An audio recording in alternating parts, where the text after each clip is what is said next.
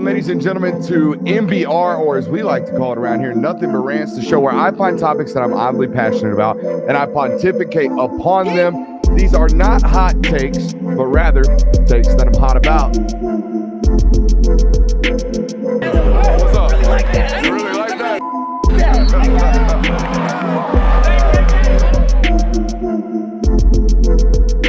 Let's shut up and grind some tape.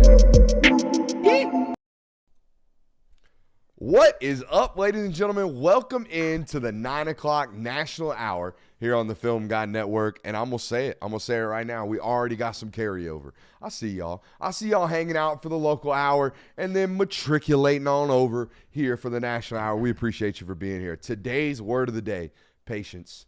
Okay, patience is a hard thing to ask for these days, particularly in the world of college football, maybe just the world in general. Hard to get people to be patient nowadays. Shut up and wait. Shut up and wait. That's all I got. I got it on the board over there. It says shut up and wait. Sometimes you just need to shut your mouth and you just need to wait. And sometimes it's really, really hard to do that. People in college football, they want roster turnover and they want results and they want it now, okay? A lot of examples around college football where turnovers are immediate. Things happen really quickly thanks to the NIL and thanks to the NIL. Sound really old. Thanks to NIL and the transfer portal, these turnarounds can happen relatively quickly. But I got a quote for you, okay? The only way to increase the patience of your fan base is to increase the product of your program. I'm going to say it one more time. The only way to increase the patience of your fan base is to increase the product of your program. So how do you go about improving the product of your program? Well, I'll tell you, number one way. The number one way to increase the product on the field is to get better football players. If you recruit great football players and get them to your program, you will increase the product of your program. And that brings us to Billy Napier and the Florida Gators. Billy and the Florida Gators were smoldering hot on the recruiting trail. I mean, scorching hot. They were ranked as high as the number 3 recruiting class in 2024 just a few weeks ago. That was until this weekend. Following Saturday's loss, Jamonte Waller, their highest-ranked commit, has decommitted and since committed to Auburn. Wardell Mack has decommitted and committed to Texas. Nasir Johnson, a defensive tackle, flipped to the University of Georgia today. They have dropped now to number 5, and that might not be it. Amaris Williams is flirting with Ohio State, their highest-ranked or their second highest-ranked wide receiver, I believe highest-ranked wide receiver commit in that 2024 class right now.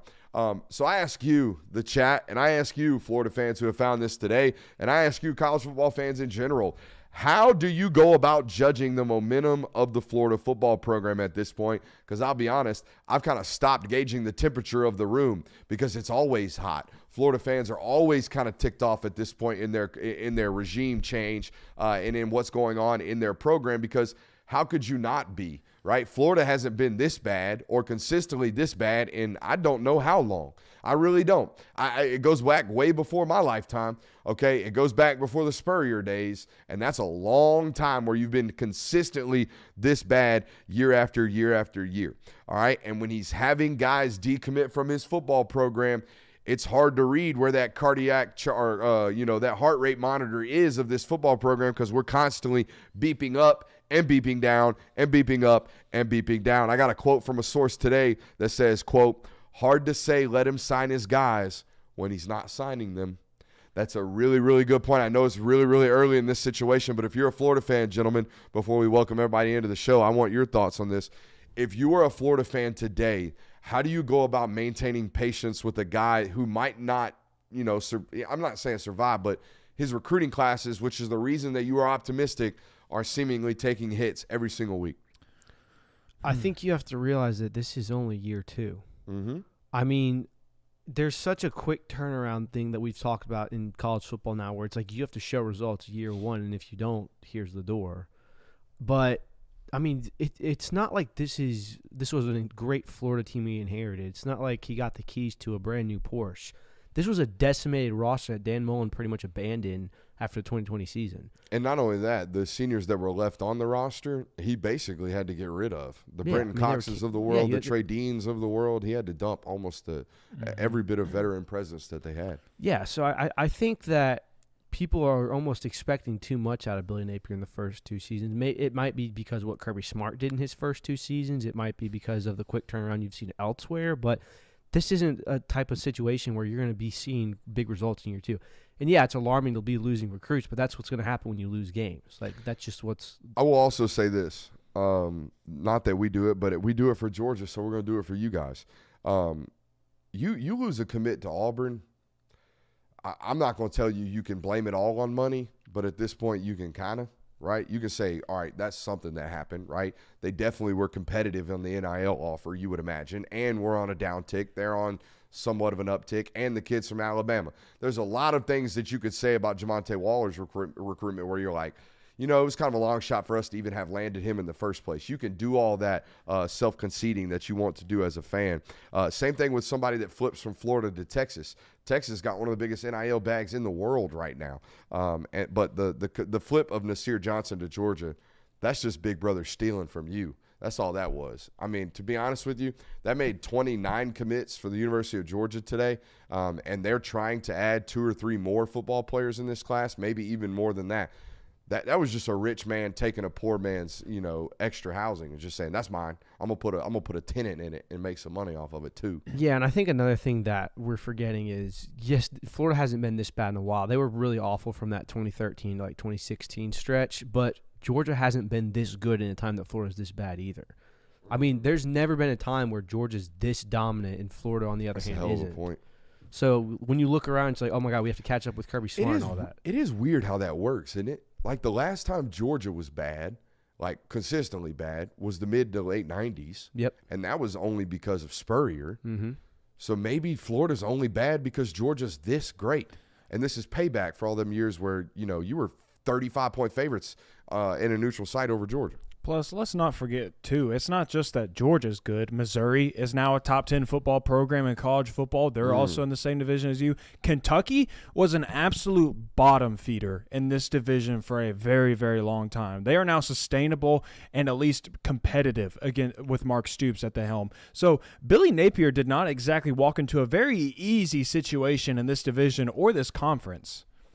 I'm looking at – it's always funny to go back and look at these stats references, and I know he was there for a long time, but you take out the 10 years Spurrier was there and the 5 years Urban Meyer was there, and this isn't one of those. This isn't one of those historical winners. You know what I mean? Like, before Spurrier, they didn't have a 10-win season. Think about that. Before Steve Spurrier won 10 games for the first time in 1991, they did not have a single 10-win season. So Florida hasn't been this. Forever. It was kind of a Steve Spurrier, then the Ron Zook years that make no sense, and then it's boom, Urban Meyer. You had 2 historically great coaches in a 15-year span. It really sucks for Florida fans because you only got 5 years of Urban Meyer before he faked a heart attack on you. Like, that really sucks for you. Yeah. I'm sorry. That's unfortunate. Georgia fans listen to this like, he just apologized for the pain and suffering that Florida fans are having. Get this guy off of our beat. But no, just how that's another great comment from the chat. The Jaden Rashada NIL fumbling of the bag was a very embarrassing moment for this recruiting staff and this football program in general. But you have to let him see out Lagway, right? You have to. That's what I was going to say. I mean, you're going to put yourself in a cycle where you expect to compete with Georgia and you don't give time to process it. So you're just going to be cycling through new coaches every 2 to 3 years, and you're never going to catch up with what you want to be. You have to be patient in this. I think the one thing that just kind of ruined all of this for Florida is that they got a taste of it in 2020. You got a taste of what it was like to be back on top for a very short minute. It wasn't very long. You made it to the SEC championship game, and it was also in a year where Georgia looked like maybe they were on a decline a little bit, only for them to go and win the national title the very next year. So I think that's kind of what's caused this up and down and I think you should be patient with Billy Napier, because you guys know more than anybody else that just cycling in coach after coach after coach is not going to just automatically change all of your problems. I mean, heck, your in-state rival who you absolutely hate, they know better than all of this about what it's like to cycle through coaches and just kind of pump them out and just move on to the next and understand what it takes to build up a program. It takes patience. And you know what? Sometimes all the signs are not there that success is on the way. Ask Georgia in 2016 if they thought that immediate success was on the way underneath Kirby Smart after going 6-6 in the regular season. It wasn't. 7-5. 7-5. Thank you. Anyways, Like the immediate, sometimes signs aren't there. Now the recruiting trail, it is what it is. That sucks. I mean, that absolutely sucks. But you know what? You're in a tough situation already in the Eastern Division. Maybe just one more year. Maybe DJ Lagway is what kind of sparks a change. All right, I'm going to steer this conversation because somebody hit me in the Discord chat last night after I gave my absolutely flaming of Texas A&M as a head coaching opportunity. And they were like, well, Brooks, why can't Texas A&M be Oregon? Oregon was this sleeping giant before Chip Kelly took over, and then now they're like, one of college football's supremacies. And I will tell you this, the argument, you would win this argument if Oregon sucked before Chip Kelly, but they kind of didn't, right? Chip Kelly was hired after a guy by the name of Mike Bellotti. Mike Bellotti won 10 games he won 10 games 4 times in the decade before Chip Kelly took over. All right, Chip Kelly coaches for a while. They have to replace Chip Kelly. They gave a guy 2 years. He didn't work. They went and got Mario Cristobal. He's an elite football coach, wins some conference championships or puts you in conference championship games. He leaves. Willie Taggart hangs out for a while, and then you go get Dan Lanning. Okay? So Texas A&M, in my opinion, is 3 really good coaching hires over 4 coaching opportunities over 25 years worth of good decisions before they're at the level that Oregon is. I think it's so hard or so easy for people to say, oh, they just need to find the one right guy. No, most of college football is like perennial powerhouses, the teams that are consistently in the mix. They have made decades worth of good coaching decisions. A prime example, Georgia. Georgia does not go from Jim Donnan going 8-5, 7-5, 6-4, whatever it was, immediately to 3 national championship opportunities in a row. That's not what it was. It was 10 years of Mark Richt crawling them out of 7-5, getting them to a consistent 10-win team, and then Kirby Smart making them a national title. It's not just find the right guy. It's find multiple right guys in a row before you're considered one of these football teams. So what about Clemson? Clemson's a tremendous example. Then, yeah, go find me Dabo Swinney. But Clemson had a run in the 90s where they were a national title contender. They had good teams. And Terry Bowden was an 8, 9, 10-win guy, all right, for a while up there as well. So I don't think Clemson was a bottom dweller ever. Yeah, but I don't think what you do in the 90s makes what your job is now represent. Like, that's correct. I don't think the fact that they hadn't had 10-win seasons in the 80s and 70s doesn't make them a top 10 job. Now, the fact is they have the resources now. They're in one of the best conferences. They have the best revenue split. They're in a state where there's more talent. It should be a top 10 job just because it historically hasn't been. I mean, obviously we talked about this before. Before you have Johnny Manziel, that program wasn't where it was. Mm-mm. You took him to the SEC, you gave him Johnny football, and now I think they're a top 10 job easily. I just wanted to get that in here because I don't think it's as easy as, we'll just get the one guy. Because it's not. That's not it. Like, it's been successful stacking. And, yes, there are Dabo Swinney examples. There are Nick Saban examples. And I'm here to just tell you that if your message to your fan base or if my message to a fan base is, well, just go hire a Dabo Swinney. All right, well, just go find one of the greatest coaches of college football history, and let's hope the next guy we sign is him. There's no guaranteed processes in that at all. What is guaranteed is not necessarily guaranteed, but it's guaranteed to repeat itself, is history. And history tells me Texas A&M is not one of these jobs, but your point of Clemson kind of debunks all of that, all right? It's not Oregon. Oregon is not it. Oregon spent 25 years building a program into what it is now, plus Nike money. Yeah, I mean, the Nike money definitely influxed Oregon to what it is today, but, I mean, the Manziel money is a legit thing. For sure. Like, they added 30,000 seats to their stadium after he left. Like, that's insane. So a whole end zone and a whole scoreboard, right? Wasn't Kyle Field a horseshoe? Very similar to Ohio State, and then they closed off the other end thanks to Johnny Manziel. Have they named that in Manziel Field yet? Because they should. They need to. It's Kyle Allen Field, I know. Or Kyle Field. Kyle Allen was one of their quarterbacks a while back. Kyle Field, yeah. Kyle Allen Field. Hey, welcome into tonight's show. We got a great one for you. We have What If Wednesday, one of our greatest segments, one of the segments that you guys tend to love so much. We have our previews and predictions to get into. Not going to say it, but I'm going to say it. Not the greatest slate of college football this week. We're going to be ranking the openings that are available in college football as well as maybe looking at some potential openings that might continue to open on the college football coaching front. Eli Drinkwitz talking some of that shit. We're going to talk about that tonight. We're going to take a look at a potential 12-team playoff as well today. So a great time to be here on the network. We are skyrocketing right up the charts of your favorite YouTube channels.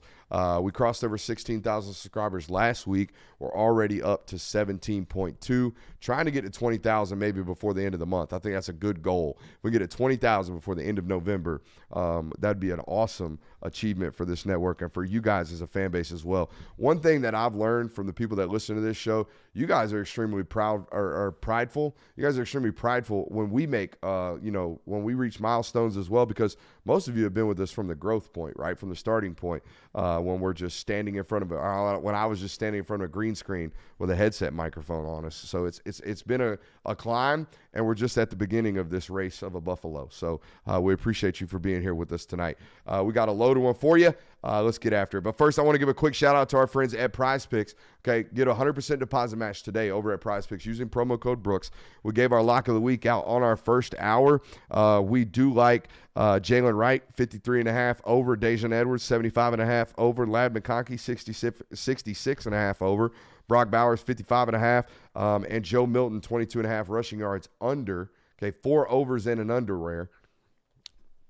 4 overs and an under, okay, over there on Prize Picks, and you need to get in on it right now. So thanks for being in with us tonight. Let's talk about What If Wednesday, boys. What you guys got? I got a couple. First one I got is what if Washington loses this weekend? If they do, does that significantly hurt the Pac-12's chances of making the playoff? Run that back. Sorry, I'm reading something. What if Washington does lose this weekend, and in return, does that significantly hurt the Pac-12's chances of making the playoff? Yeah. Yeah, I mean, it's one of my what ifs. What if not only the Pac-12, what if the Big 12 12s? What if they do it? A legit chance. Texas is only a 6.5-point favorite against Iowa State this weekend on the road. Okay? Very plausible that both the Pac-12 and the Big 12 do it. And at that point, we start talking about, a one-loss SEC champ or an undefeated SEC champ. Don't get into that too. All that good stuff. Don't get into too far? Yeah. All right. So, no, I like the what if there, and I think it's plausible. I mean, shit, Washington's a 2.5-point dog this weekend at Oregon State. That's exactly why I brought it up. Yeah. Okay? I've got one that kind of It's very plausible. It's not even a what if. It's what happens when it happens type deal, according to Vegas. So I have what if Washington or Oregon State just destroys Washington? Do you have to kind of exercise the idea that there's a chance they can backdoor in the playoff? Because they'll play Washington, they'll go play Oregon next week. You win that game, then you're in the Pac-12 championship. You win that too. That's 3 straight top 15 wins. How do they get into the Pac-12 championship? They have 2 Pac-12 losses, and Washington doesn't have any. They're still in it. How is Oregon? You saying Oregon State's in it? Oregon State's still in it. They're still in the hunt. I guess so. Washington would have to lose 2. Washington would have to lose next week too. Yes. Okay, I see what you're saying.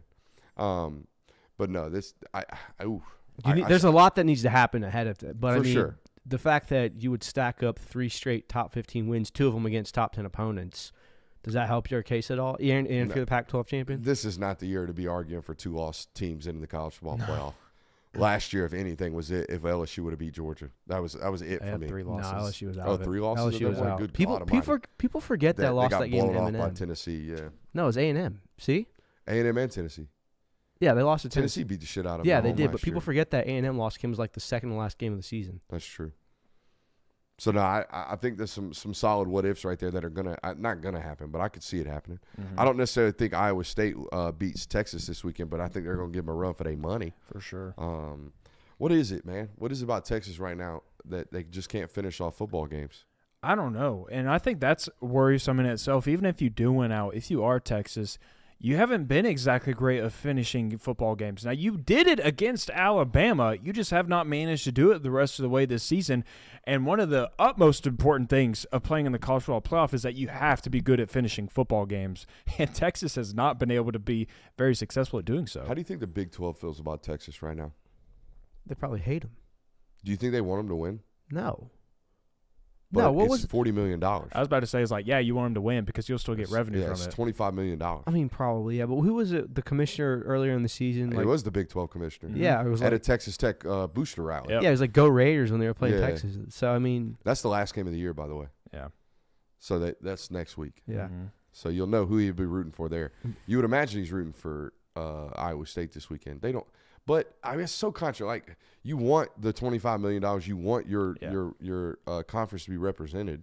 But they're no longer a conference member. It would be very, very tricky situation in that Big 12 conference meeting rooms. I don't care who you are. You want the money. Yeah. You definitely want the money. But screw But Texas. it's one of those things where it's like you obviously want the money, but if it doesn't happen, you're not exactly going to be coddled up in your bed crying at night about it either. That's a big fact right there. Loser go home game. We got a loser go home game. Kentucky and South Carolina. I think it's if you lose bad, Shane Beamer, look out. Yeah. But I actually looked up. I wrote it down. Loser go home game. Kentucky South Carolina, because this would drop Kentucky to 6-5, or this would drop South Carolina, I believe, to 4-7. Okay, so it would really, really be ugly for South Carolina. But it's already kind of hasty right now with Mark Stoops, it seems like, or at least some malcontent that we noticed maybe a month or so ago when he got beat by 40 on the road against Georgia. But that was until I looked up Mark Stoops' contract. Boys, can you take a guess? How much money annually do you think Mark Stoops makes? $5 million. I would guess $6 million. Those are tremendous guesses, and they're probably what he's worth. $5.5 million for 6 wins in the SEC. Yeah. Basically $1 million a win. That'd be feasible. We could make that up. $9 million. $9 million annually is what Mark Stoops just got signed to last year. So if you're a Kentucky fan and you're not paying attention to hoops right now, and for some reason you're listening to football conversations, you're kind of stuck. You're kind of stuck with Mark Stoops, and that's fine because I think Mark Stoops is a relatively good coach for your football program. And if you were to fire him, I would imagine one of these other schools that we're going to talk about here in a little bit might interview him for a head coaching job, to be honest with you, because he turned a perennial loser into a perennial above 500 football program. And I think that's worth $5.5 million a year. I don't think it's worth $9. $9 million puts him in the top 10 in college football in terms of money. Wow. I just feel like Kentucky fans aren't as invested when it comes to football. No, they aren't. Like the vibe I get from them is, oh hey, we're 4-0, we might win the East this year. Let's see how this goes. Oh, we lost. Oh, okay, well, let's wait for basketball season. Dude. No, keep going. Like I just don't think they'll ever get tired of what Mark Stoops is giving them. Now if it goes to 6-6 or a 5-7 and he starts going below 500, yeah, people start really talking. But as long as he's bowl eligible, as long as he's somewhat competing for the East in the first portion of the season, I don't think Kentucky ever runs him off. To really hammer your point home here, last year at 6-5, they gave him this contract extension on a Thursday. He proceeded to lose to Vanderbilt at home that weekend. So you're right. 6-5 gets you extensions at Kentucky. So he did it. I can tell. But I was flabbergasted. $9 million? Yeah, that's wild. I can tell you for a fact though, Kentucky fans do not care because when I was in that stadium last year when they were playing Georgia, I sat right next to the student section, and a Kentucky student section for that matter. And I asked him, I was like, are you guys at least excited about this football game? Like, nah, we're just kind of here to talk some shit, get a little hammered, and then go downtown to Lexington. I was like, okay, well, then halftime comes around. It's a close football game with the number one team in the nation, and they just got up and left. Did not care. Do not have a single care about that football It program. was cold as shit that game. Oh, too. it was It was freezing. cold. Part of me wanted to leave as well. But I mean, still, you're close. You're in contention at least to pull off a major upset, and they're just kind of like, who cares? We're gonna go. It was so cold that day, my brain didn't work. Oh yeah. It was just like I had brain fog all day. Could have been the hangover from the night before in Lexington, but hey, who's to say? No more of those anymore. That's great. That's got to be nice. That's like one of those, keys to not drinking anymore. It's like you just don't feel like shit. Yeah, you wake I up used to get feeling the okay. dads the day after drinking shits. Oh man, just awful. I've never really had that problem. Not a light beer drinker, are you? Oh, I'm a light beer drinker. I don't know. I don't know why I had such problems. Maybe it was because I was drinking all that alcohol and then, of course, just getting some food in the belly. And then once that happens, it's not good, man. What if Georgia State scores enough this weekend to make Jaden Daniels play 4 quarters? I was going to say this. This was the other spread that I was talking about when I looked at it. They're a good football team, is Georgia State. And Like a solid shout one. out Sean Elliott. LSU's favored by 31.5 points. I said LSU's defense alone cannot help them cover that. I don't care how many points you put up. LSU's going to give up at least half of it. Yeah, I mean, that he could have another 500-yard game. That's what I'm saying. But he might. It's what it's going to take, right? We'll look at for his him to odds. overcome these 3 losses and win a Heisman. If you're Brian Kelly, do you try to get him the Heisman? Hell Because yeah. this season's been a failure for him. Hell yeah. Exactly why you need to get him a Heisman. Yeah. so you can put it on the posters and you can put it around the stadium and Look, you can have some type of happiness. Especially with how nobody gives a rat's ass if you make the Cotton Bowl or a New Year's Six Bowl anymore if you are not in the playoff. Yeah. So the one thing that does matter and that fans Trophies. do care, trophies in the display cases at the campus, and a Heisman Trophy from Jaden Daniels would certainly overshadow just a little bit of what the season ended up being. Did you know that every head coach since 2000 that's coached at LSU has won a national title, except for Brian Kelly? I mean, he's only been His year 2 too, years. but I know, but it's And there's fun. only been 3 coaches. I know. and now but- one of those coaches is doing commercials for what is it, Christian? Roback. Oh my Roback. God, the Ed Orgeron commercials. Yes. Shirtless, he's on something, right? You don't have that kind of six pack and live his life unless we you're calling on that some a shit, six-pack? right? Does he call that a 6-pack? Yeah, I thought he looked kind of shredded. I think it's just a really tight, like if you were to take a pack of Pillsbury dough and stuff it into a tube sock, like that's kind of what it's He does like. not have a 6-pack. Bro, I thought he looked kind of shredded hitting the pads. No, this is a fat pack. Yeah, You're right. This is when your belly pushes up against the linings that were for abs. But nah, dude, he's got like a little. Nah. he's built like a unit, but he's No. just not. Bro, I mean, he shredded. played defensive line back in the day for I think Tulane. Yeah, no, he was a swamp monster. He was Yeah. the original swamp monster back in the day. But no, I'm digging this commercial. I think Roback probably made a lot of money on this. I think Ed Orgeron made a lot of money on that. You think Ed Orgeron needs the cash flow right now? Ed Orgeron's on Roback. Ed Orgeron out here shirtless. All right. What if USC loses this weekend to a head coachless UCLA? They're 6.5-point favorite. Has Kelly been Chip fired? Kelly's still Like, there, has but he it might as well be. But I thought, Not yeah, Chip Kelly. I mean, He's But a dead the man. only he's gonna reason- coach out, that's the weirdest thing ever. He's going to coach out the rest of the year. Yeah, Even though they he's literally fired. said, or someone reported that they said, if he wins on Saturday, we'll push it back a couple weeks. That's literally there what the some- report said. Is there some stipulation in his contract where if he coaches the whole season, he gets a bonus or whatever? I have no idea, but if you're Chip Kelly, other than just for personal dignity, The kids, I guess, or something like kids? that. Like, you I don't want to mean- just say, like, oh, I'm leaving y'all. so it was reported as if it was done. Literally, yeah. There were graphics made and everything of, like, Chip Kelly. It was like, and then you had in little tiny font, almost fired. Yeah, it was weird. I'm still under the impression that there is no head coach at UCLA right now. You're telling me he's going to coach on the sideline Saturday? He Yeah. is going to as coach. as a sitting duck. He's still there. He is going- They have not fired him yet. He is going to coach. Well, and- then who at On 3 ought to be fired? Because they broke that news. They said Chip Kelly's expected to be let go at the end of the season. And then there's a They quote. never said Chip Kelly fired or they're going to fire him. Yeah. He's expected to be let go. If he loses, he's fired on Saturday or Sunday. If he doesn't, he's fired in 2 weeks. I don't even know if it says that. I think it's just they're going to see how this game No, goes yeah. to make a decision. But no, if Report: UCLA is likely to fire head coach Chip Kelly yeah, that's what I said. after the USC game. What the hell does that kind of report mean? I don't know. Does that mean they already met with the maybe they did the Texas A&M route. Maybe they already met with the athletic administration. They're like, he's cooked. We'll just let him go out there this weekend and finish the drill. That's nuts. Dude, that's got to suck being on the sideline, though, for that game. And you're like, what does it matter to me? All right. So what if he pulls it together and beats Lincoln Riley? Fun fact. I have a bunch of them tonight. Did you know this is the worst season under Lincoln Riley ever?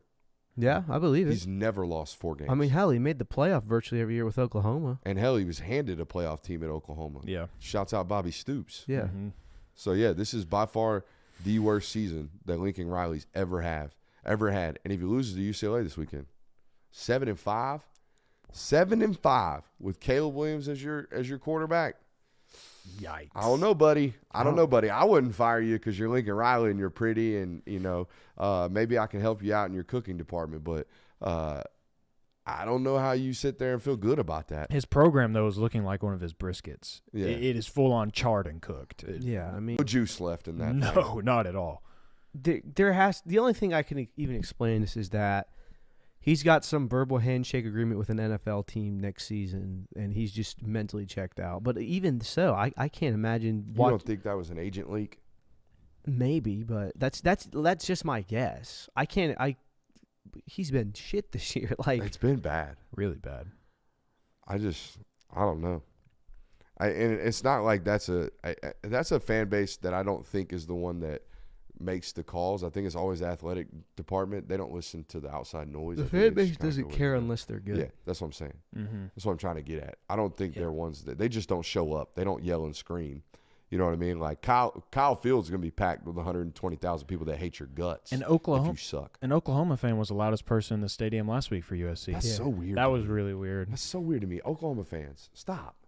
Get over yourself. Just stop. And honestly, you might have done out for the better. Mm-hmm. Like Brent Venables is going to love you, and he's going to like adore you, and he's going to do well by you, and he's not going to cheat on you. He's definitely not going to hit you. Lincoln Riley might have, metaphorically, Oh, I was like, Okay. as a head football coach treating your fan base poorly. Lincoln Riley can be a little bit abrasive. I think Lincoln Riley's one of those guys where he's always looking and like, oh, what's going on over here? He's Always grass greener guy. yeah, I like that take. yeah. So and he also, it seems like he's terrified to play like Big What- Ten. What would it SEC take to football. fire that guy? Lose out? Yeah. I don't don't even know. know. 2 years into this regime, they wouldn't do that. No way. What's on the With horizon for them? The number one $70 million worth of his contract for left, the number one quarterback in 2025. and the number one quarterback in 2023. Next They year. signed I'm forgetting man's names from LA. Singleton. Oh yeah. Yeah, Malachi Nelson. That's who Oh. they signed. Yeah. Malachi Nelson's elite.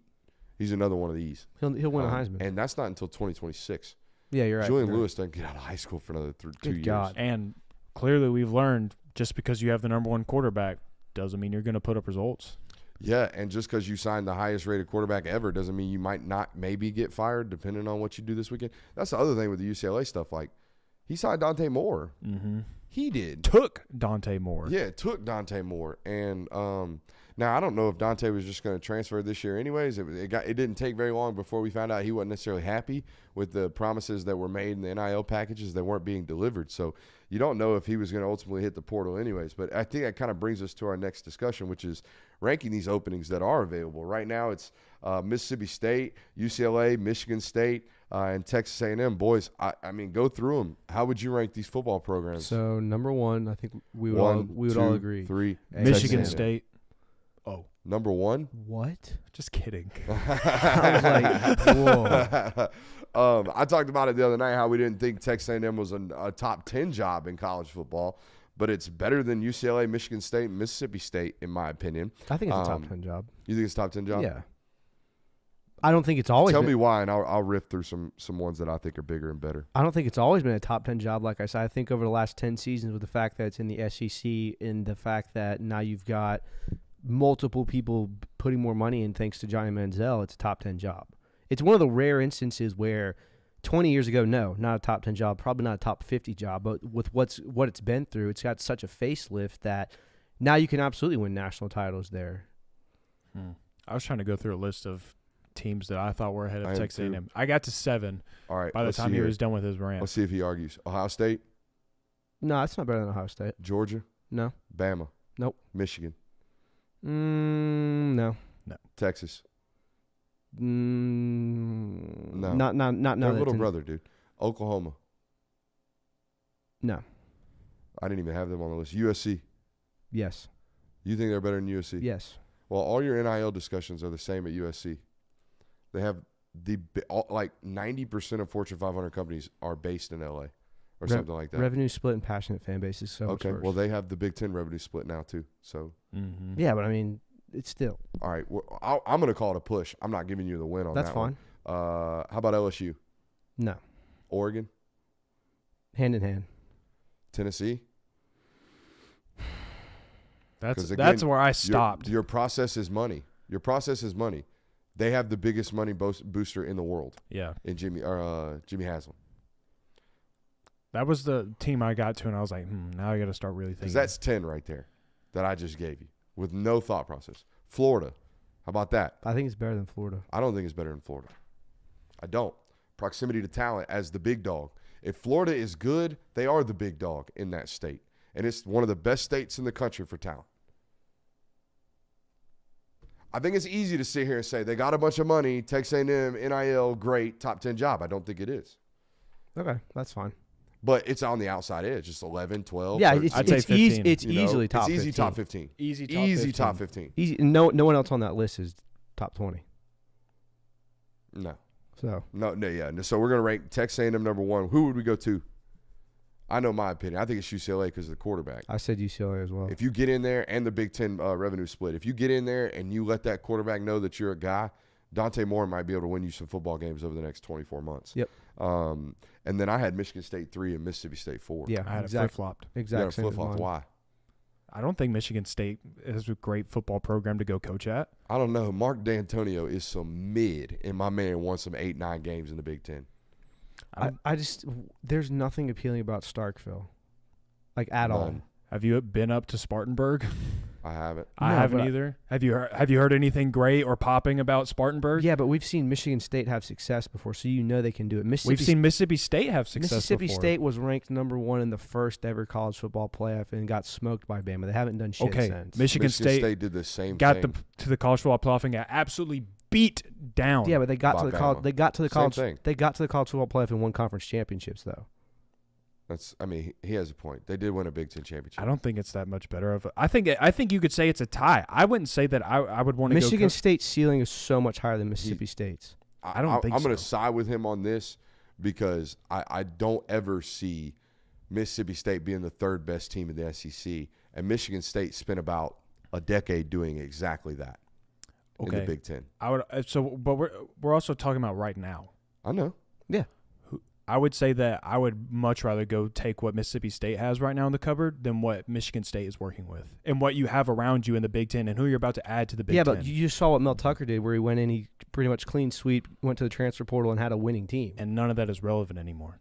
Yeah, but They're one of the worst Power 5 But you football can't convince me teams. you could do that at Mississippi State. If I'm at Michigan State, I have to recruit the Northeast against Ohio State, Notre Dame, Michigan, maybe Wisconsin. Okay, I'm the big fish up there. Mississippi State's like the 12th biggest fish in the conference in this side of the region in the country. And that's not to include Texas and Oklahoma yet. And they're about to be recruiting their region if they're not already. So I understand the SEC bias here. I understand that Michigan State's been really, really bad, like historically bad the last year. But I think there's an easier path to immediate success at Michigan State, in my opinion. Agreed. Still think it's a better job.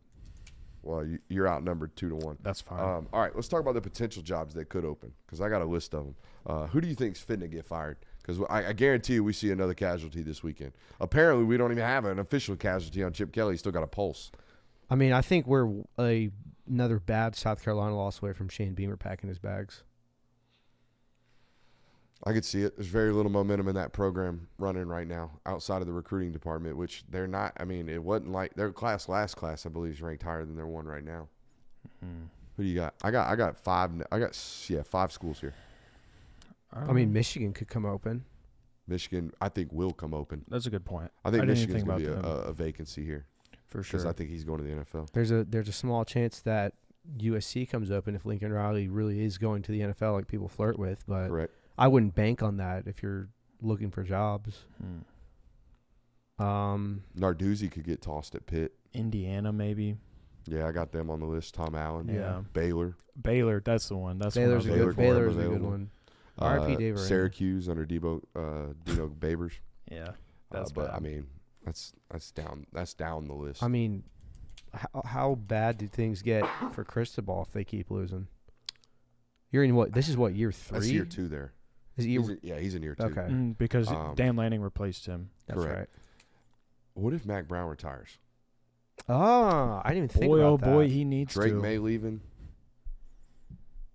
I didn't even think about that. I don't even know if he's got a quarterback as a backup. I don't even know who he's recruited over the last I couple have of years. no clue. But I could see that being I've had enough. Yeah. 4 years, basically the run of a presidency. You had- We're forgetting another SEC school, Arkansas. Very plausible. I can't Absolutely. believe he didn't get his papers last week. Yeah, that was. You gave me about 31. You give up 41 points to Auburn. Your ass got to Yikes. go. And I For love sure. Sam Pittman, but you got to go. Auburn very quietly having not a horrible season. you know what? Hugh Freeze, very quietly, good football coach. Yeah, I mean they dropped those 4 games with Georgia, and dude, if you can win a mid-major game from a gurney in the press box, you can coach some goddamn football, brother. You can coach some goddamn football, brother. He's doing really, really well. Just piecing it together. Yeah, a literal piecemeal out there offensively. Houston, maybe Dana Holgorsen. Yeah, they haven't been very good this year. And now especially now that they're a Big 12 school. Yeah, they might be in a big boy hunt. What's the likelihood that the UCF job comes open by way of Gus Malzahn taking one of these open jobs now? Is Gus hot? See, if I was Gus, I'd kind of be content with where I am right now. But at the same time, I would also say that John Rice Plumlee, I think he's done after this year. I think his eligibility should be done after this year. So I don't know if it's looking up for you in that scenario, but at the very least, you are coaching in the Big 12 now, so it's a respectable conference, and you're no longer in the American Conference where you were. So he has that going for him, but, I mean, maybe. I don't know. It really would depend on, is anybody going to go sniff around him? I mean, Mississippi State could throw a bag at him. I don't know if he would want to get back he'd be in SEC football. A great hire for that. Yeah, I think Malzahn is a perfect guy for that. I think UCF's perfect for Malzahn. I think it is too. I agree. I'm just flirting with the idea. I know. And how much are they paying him? They got enough money to actually make him a warranted coach, like money-wise, don't they? Yeah, I'm not sure. I can look it up. I got a Malzahn story while you're doing that. I know we're running along anyways, but who cares?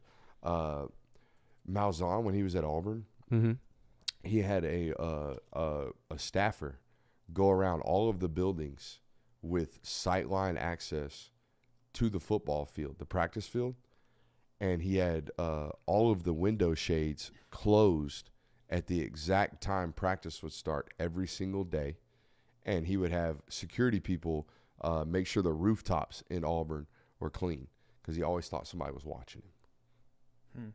Interesting. Gus Malzahn, weird dude, man. He's like top 5 weirdest guy in college football.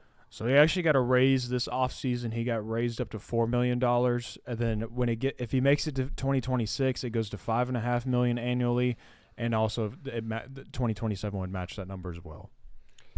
You know, that's modest. I mean, yeah. I think one take that's been kind of missed, and it's college, so it's not like you can tie yourself to a quarterback like you can in pro ball. But that Texas A&M job's really advantageous to a young football coach, particularly offensive mind, because of Connor. I think because of Connor Weigman. Yeah. Granted, you only have maybe a year with him left because I think he started this year as a redshirt freshman. Is that correct? Yes. I think he so. played he played some last year. Yes. So he would have been a second-year guy, and you would imagine, you ball out next year, maybe a 3-year, 3-and-done type dude. But you at least get a year with what I believe, to be an NFL football player in Connor Weigman. And that's not automatically guaranteed at some of these other opportunities. Yeah. I mean, it's going to get torn apart for sure and poached, but it's a relatively really good roster compared to some of these other programs that you have. So it's interesting to see who's going to take over the A&M job because there's not really a name right now that you'd say, oh, he'd be perfect. The chat's talking about Willie Fritz from Tulane. I thought Willie Fritz I don't know what happened with Tech. I thought that would have been a great job for him. Now, Brent Key's doing a good job, and Buster's doing really, really well offensively. Up for the Broyles Award over there is Buster Faulkner, so congrats to him. Former Georgia analyst, now balling out as a play caller. But no, I thought Willie Fritz had an opportunity to get that job last year, and they just bailed out on it. Has a mid-major guy gone to the SEC and succeeded before Urban Meyer? Or since Urban Meyer? I would have to track it way back. I mean, Billy's the only recent one. Yeah, that I Billy can think Napier, of. Butch Jones. Yeah.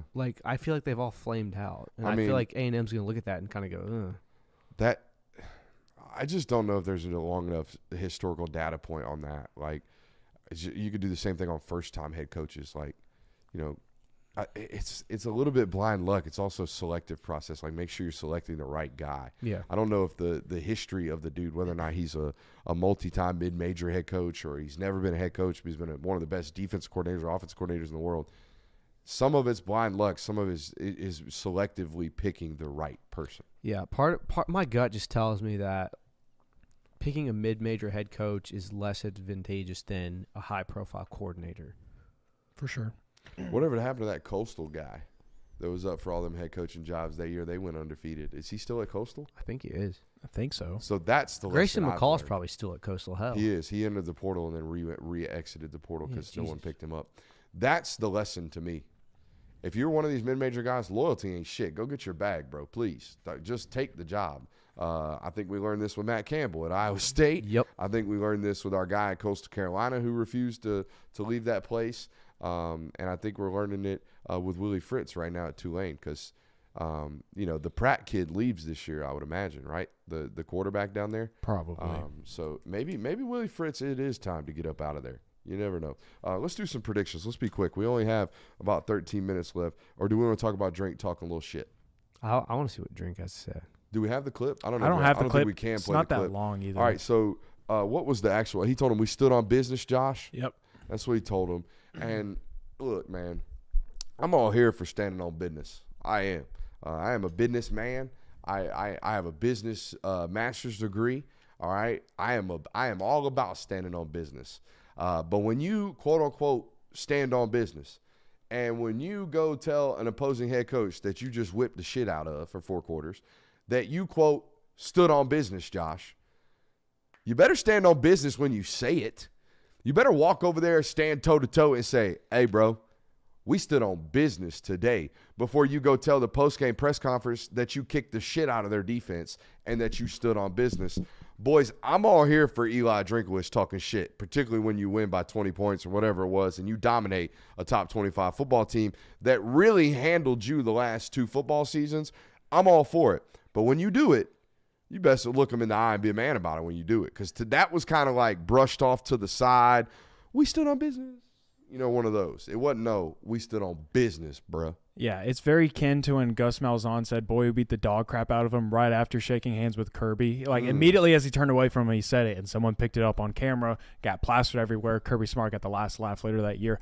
But it's the epitome of the dude that takes a sucker punch to the back of the head in a fight of like, oh, he's not facing me, so I'll go ahead and send a punch to back his head, and then I'm going to run away and back up and act like I didn't do anything. That's exactly what this is. I agree. Go out there, shake his hand. If you want to say it, then say it to him and to his face. Say we chest. Yeah. I just want to know what the hell Josh Heupel did. I don't know. Like, I what think it's just the way Josh looks. The timeouts too. Like, what warrant did you go up to Josh Heupel and talking shit to him? Like, I don't get that part. That's what confused me. Like, do they have some sort of beef? Was there like something happening before the game that made them say that? Like, they on the SEC Insider thing that they do every week for one of the matchups, they had in the locker room, and the whole locker room was saying like, "Oh, we stood on business today. Like, we were standing on business." the Tennessee locker room did? No, it was Missouri that was saying it. So they lost 66-24 last year. Maybe that's And the That year might be before, why. I forgot about the that. year before they Jesus. lost 62-24. okay. So the last 2 years, Tennessee has put up 60 points on Missouri. Okay. So that would be the business in which he was standing upon. I Yeah, would but that imagine. even if you're talking shit, that's such a weak, like, hey, you put 60 on our head the last 2 years. Payback, dude. We're so tough. Like, So what this show has agreed upon is that we think Eli Drinkwitz is a good football coach. Yes. But he's just kind of he's weird. He's Yeah. just kind of weird. What's the % chance that he actually knows where that saying came from? Where did it come from? Drewski and Drake, like, Mhm. made it For popular. real? I mean, I'm sure standing on business has been Yeah. said before, but it's gotten a lot of steam because of Drewski. Do we stand on business here? I think we stand on business. I think so. I think if anybody wants to smoke, we'll stand on business. Amen. But I think the shit talking could have been a little bit more stern to my man Josh Heupel. But I'm with y'all. Other than the 60 points the last 2 years, why hate on Josh Heupel? He seems like a relatively nice guy. You know what's even more interesting is this is again from the clip that I was talking about from the SEC network, is they're having a conversation on the sideline, and Schrader needed like 20 more all-purpose yards to break some record. I think it was a Missouri He was record. the first SEC football player in the history of the conference to have 200 yards rushing and over 100 yards receiving. And as soon as an assistant ran over and told Eli the stat, and he's like, "Hey, Schrader needs 20 more yards for this." And Drinkwitz calls up to me, he said, "Hey, I don't care how you do it, if it's running or pass, but Schrader needs 20 more yards." And Schrader actually went up to Drink and said, "Don't do that." He said, "We didn't build this place off of records. I don't want to do that." Standing on business. I love a D2 story. We talked about that last night, maybe 2 nights ago. But, yeah, the coach having to withhold the or the player having to withhold the coach from doing something like that, and then the coach ultimately ended up doing it anyways. Yeah. Kind of interesting. Let's move on to preview and predictions. I know it's the title of tonight's show. We're going to be quick. We got 10 minutes here, about 8 minutes left. Kansas at Kansas State tonight. Or actually, excuse me, K-State at Kansas this week. K-State, I think, was like a 6.5-point favorite yesterday when we went over this football game. Yeah, I think Kansas State has just kind of been the more consistent football team. Kansas has had to deal with some things, though. Jalen Daniels. Injuries particularly. Exactly. Yeah. So they just kind of been an up-and-down team in that category. But Kansas State, really good Big 12 football team. Kansas, also a good Big 12 football team. But I just think Kansas, the way that they played football, and I remember going back and looking at the stats, they've been consistent on both sides of the football. So I like Kansas State in this matchup. I'm just going to go with my gut and say Kansas. I think Kansas State's a better team, but I think this is a game Kansas pulls out. I think I've picked Kansas like 3 times in the last 2 years, and I've lost all 3 times. I'll take K-State just because they tend to show up. They do. They tend to be consistently above average in that conference. So I like K-State there. Not by a lot, but by a little. Clemson is hosting North Carolina. Yeah. North Carolina at Clemson. What do we think? This is just a battle between two teams that are just like Two teams that are polar opposites as well. I don't want to be good this year. Mm-hmm. So it all depends on who wants to be worse more. So I want to lean North Carolina just because they have Drake May in this over Cade Klubnik, but I think it could go either way. The way North Carolina's been playing these last few weeks has been pretty bad. The way I look at this is like North Carolina's defense is really, really bad. Clemson's offense, really bad. North Carolina's offense, fairly good. Yeah. Clemson's defense, really, really good. Mm-hmm. So maybe Clemson should be the football team you look at here because their bad offense should be able to score against North Carolina's bad defense a little bit better than North Carolina's okay offense or above average offense is going to play against a great Clemson defense. No, yeah, that's exactly how I was going to view this game of saying, while Clemson has their issues on offense, I think UNC's defense is bad enough to where they'll be able to put up points, and I don't know if UNC's offense is going to be able to do enough against Clemson's defense, so I'm going to lean Clemson this way. I already gave you my prediction. I was just looking at you to look at you. Okay.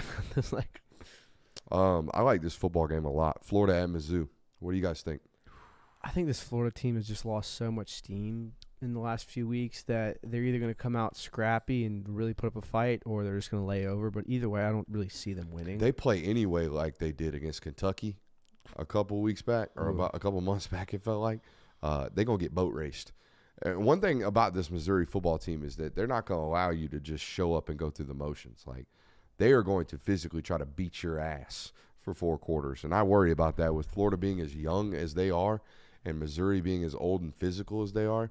I worry that this might be a shell-shock football game for some young football players that don't have a ton to play for right now. Exactly. Yeah, and it'd be a monumental moment for Missouri and Drink for them to finish as a top 10 football team. They're playing for a New Year's Six Bowl. Absolutely. So they're playing for everything. Florida is playing for nothing. Another Gasparilla Bowl appearance maybe at the end of the season. So I think Missouri is going to handle their business again. They're going to stand on it. Bro, I saw the Cheez-It Bowl at the daggum Georgia-Missouri game, and I was just thinking, like, why are you here? The Cheez-It Bowl. Like, you didn't know this. You don't know that, like, bowl members and, like, bowl committee members go to games and, like, scout. Okay, that's what you meant. They go to scout opponents, and you're not scouting, bro. You're just enjoying the free hot dog watching a football game. Okay, So, I didn't know what you meant when you saw the bowl. The Cheez-It Bowl, and he had a red suit on with an orange Cheez-It in his left chest. It was dope. I don't know if I should tell the story, but I'm going to tell it anyways. So, we were at Auburn. Oh, Lord. The Chick-fil-A Bowl representatives were there for that game, and I assumed that they were there to look at Georgia, but maybe even Auburn. So, apparently word got around that some college students got some credentials for the press box and to be inside the press box for that football game, and the Chick-fil-A Bowl representatives were not given on-the-field passes or anything for that football game, just given a little spot up in the corner of the press box, couldn't go down on the field or nothing, and basically said, well, if that's how it's going to be, then Auburn, you will not be getting invited to this bowl game. You overheard this? Yeah. Bro, that is wild. That is wild that some 58-year-old white dudes in some suits was just like, how dare they put us in the corner of this press box with no seats? no bowl game for you. That's Basically, nuts. Yeah. They were like, all right, Auburn, fine. You want to play like that? No bowl game. You know what's funny? I heard people talking about that, and it never registered until you said that. I was just like, I think I was just like so into the game or something. But I think that's my goal in life. My goal in life is to be a 62-year-old white dude in a college football press box with a Cheez-It suit on. Yeah, like, hey, you just want to go to the Auburn-Georgia game? Judgy as shit. You just want to go hang out at the Georgia-Auburn game this weekend in the press box? Just go hang out. We'll just put a Gasparilla Bowl sweatshirt on. That's so funny to think about. You look like you got something. No, that's all fair. All right. Anyways, we all got Missouri in this football game. Yeah. I got Missouri big in this football game. Texas at Iowa State. Texas only favored by like 6.5, 7 points in this football game. Iowa State always seems to give Texas trouble as of late, but I think Texas has limped through one too many games for it to be the one. I think they might limp through this one as well, but I can't wrap my head around Texas losing. Texas is going to win in the same fashion that they have been for the past few weeks. Iowa State's going to keep it close, I think, but Texas ultimately will finish the job in the fourth quarter, add another win to the win column, keep pushing forward. But I just think that the way that they've been winning, that it does make them not a problem in a good way for the Big 12 championship game. All right, we have 190 people listening right now, and I know not all of you are Georgia fans. I know this is our national hour, but I forgot to do this in the local hour, and I know that 190 or so of you listening right now are probably our most avid listeners. I want to give a quick shout-out to Bulldogs Battling Breast Cancer. They have another donation charity challenge going on this weekend. Highest donation total at the end of the game on November 18th wins the inaugural trophy. This is a competition between Tennessee fans and Georgia fans to see and decide who can donate the most money to battle against breast cancer. You can go to bulldogsbattlingbreastcancer.com/donations and get some donations in there today. The show has already donated almost $400 to this cause. So if you want to get involved, again, bulldogsbattlingbreastcancer.com/donations. bulldogsbattlingbreastcancer.com/donations. Do we have anything else, boys? Gucci. I'm good. I'm good. Hey, we have one more show tomorrow night. I love you. Make sure you hit that thumbs up button and subscribing on your way.